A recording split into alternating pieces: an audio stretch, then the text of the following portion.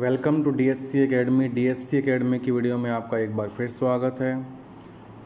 जो ये आपकी न्यूज़ हैं वो आपके पास डेली भेजी जाती हैं, तो इसके लिए आपका मेन पर्पज़ होता है कि आपको हर रोज़ न्यूज़ से अपडेट कराना कि क्या न्यूज़ आपके लिए निकल के आई है। इससे पहले अगर आपने हमारे चैनल को सब्सक्राइब नहीं किया है तो सब्सक्राइब कर लें, लाइक कर दें और शेयर कर दें ताकि मैक्सिमम लोगों तक ये न्यूज़ पहुँच सके। तो पहली न्यूज़ निकल के आई है कि सरकार देगी आर्थिक सहायता।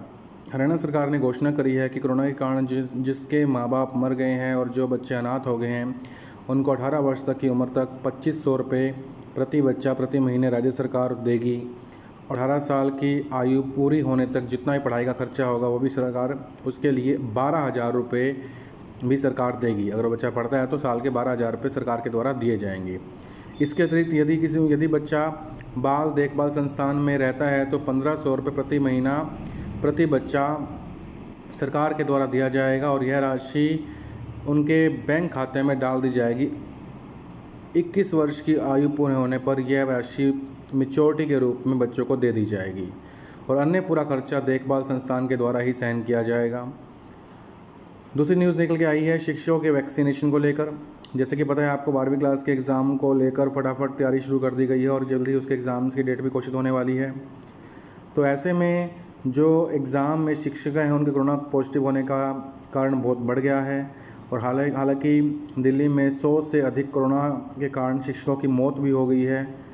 तो निगम ने ये कहा है कि जो शिक्षक हैं उनको फटाफट से उनका वैक्सीनेशन किया जाए ताकि जो भी शिक्षक हैं उनका वैक्सीनेशन हो सके ताकि आने वाले एग्ज़ाम में उनको दिक्कत ना आए।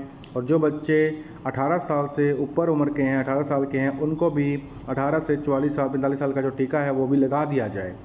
इस बात पे भी विचार विमर्श चल रहा है कि उनको टीका लगाया जा सकता है और छात्रों के लिए ये सुखद खबर है कि वैक्सीनेशन के बाद वो एग्ज़ाम दे पाएंगे जिनकी उम्र 18 साल से ऊपर है। अगली न्यूज़ निकल के आई है कोरोना काल से अनाथ बच्चों के लिए जो केंद्र सरकार उनका खर्चा उठाएगी। केंद्र सरकार ने घोषणा करी है कि जो बच्चे अनाथ हो गए हैं उनको प्रधानमंत्री आयुष्मान भारत योजना के तहत 5 लाख का बीमा दिया जाएगा।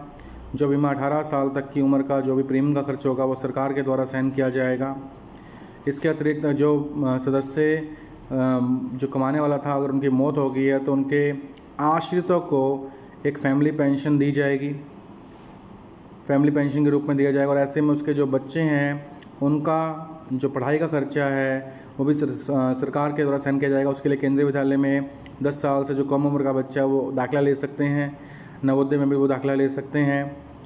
प्रधानमंत्री कार्यालय की तरफ से बयान जारी किया गया है कि इस योजना के अंतर्गत 18 साल तक की उम्र के जितने भी खर्चे होंगे वो सरकार द्वारा सहन किए जाएंगे और उसके अंतर्गत एक 10 लाख रुपए का एक फ़ंड बनाया जाएगा जिसमें हर महीने उसमें से एक वजीफ़ा बच्चों को दिया जाएगा ताकि उनकी पढ़ाई और निजी काम की ज़रूरतें पूरी हो सकें। और जब बच्चा 23 साल का हो जाएगा जो शेष बचे पैसे को उनको दे दिया जाएगा। हालांकि आपको ये जानकारी दे दें कि 577 बच्चे ऐसे हैं जो कि अनाथ हुए हैं। केंद्रीय मंत्री स्मृति ईरानी ने मंगलवार को राज्यों की रिपोर्ट पर ये जानकारी दी और 6 से 7 लाख तक की बीमा राशि भी कोरोना से जान गंवाने वाले कर्मचारियों के आश्रितों को दी जाएगी। जैसे कि आपको पता है EPFO जो एम्प्लॉइज़ प्राइवेट नौकरी करते हैं तो उनका EPFO करता है, PF करता है, तो उसके PF के दौरान उनको 6 लाख का बीमा दिया जाता है। अब वो बढ़ाकर 7 लाख कर दिया गया है, वो भी आपको उनके परिजनों को दिया जाएगा। जान गंवाने वाले शिक्षकों के परिजनों को मुआवजा दें। जैसे कि आपको पता है कि कोरोना काल में बहुत से शिक्षकों की भी मौत हुई है। सिर्फ दिल्ली की बात तो दिल्ली में सिर्फ 100 शिक्षकों की मौत दिल्ली में ही हो गई है। तो शिक्षकों के परिजनों का कहना है कि शिक्षकों के परिजनों को भी मुआवजा राशि मिले। हालांकि सरकार की तरफ से कहा जा रहा है कि वो तो छुट्टी पे थे, ग्रीष्मकालीन अवकाश चल रहा था लेकिन छुट्टी पे थे, लेकिन वो स्कूल के काम में तो थे ना, स्कूल का काम भी कर रहे थे वो। और इसके दौरान तो शिक्षकों की ड्यूटी अन्य अलग अलग जगह पे भी लगी हुई थी। तो उनको कहना है कि उनके परिजनों को भी मुआवजा राशि दी जाए। अगली न्यूज़ निकल के आई है यूपी बोर्ड से। यूपी बोर्ड में जैसे कि पता है कि 10वीं की परीक्षाएं अब नहीं होंगी। 10वीं की परीक्षाएं यूपी बोर्ड में भी निरस्त कर दी गई हैं और ये बोला गया कि कक्षा 9वीं और 11वीं के जो एग्ज़ाम्स हैं उनके मार्क्स उनको आंतरिक मूल्यांकन के आधार पर दे दिए जाएँ। और 6ठी से 8वीं क्लास का एग्ज़ाम्स के रिज़ल्ट का लिए पहले ही घोषणा की जा चुकी है कि उनके एग्ज़ाम्स भी इंट्रेंस असेसमेंट के बेस पर उनको पास किया जाए।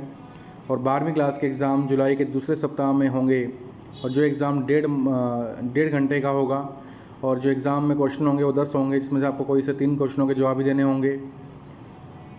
9वीं से 6ठी से लेकर 11वीं कक्षा के जितने विद्यार्थी हैं वो अगली कक्षा में प्रवेश कर जाएंगे, उनको किसी भी प्रकार की कोई भी दिक्कत का सामना नहीं करना पड़ेगा।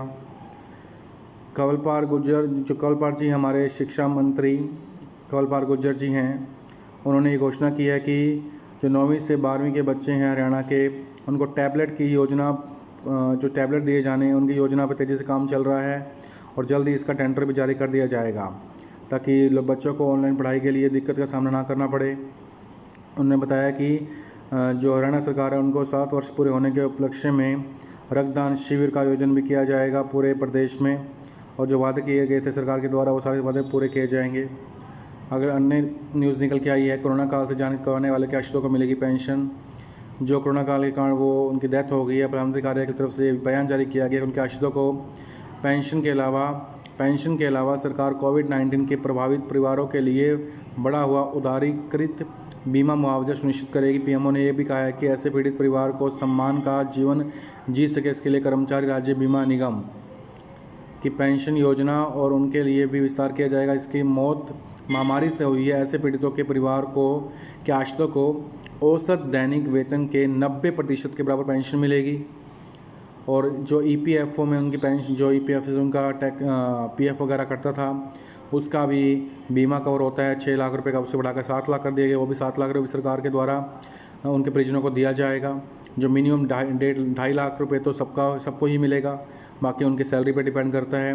और ये जो योजना 15 फरवरी 2020 से लागू कर दी गई थी, जो अगले 3 वर्ष के लिए लागू रहेगी। इसी प्रकार हम आपके लिए डेली न्यूज़ लेके आते हैं, और इसी प्रकार की न्यूज़ देखने के लिए फटाफट हमारे चैनल को सब्सक्राइब कर लीजिए, लाइक करें, अगर वीडियो पसंद आई आपको शेयर करें। Thank you.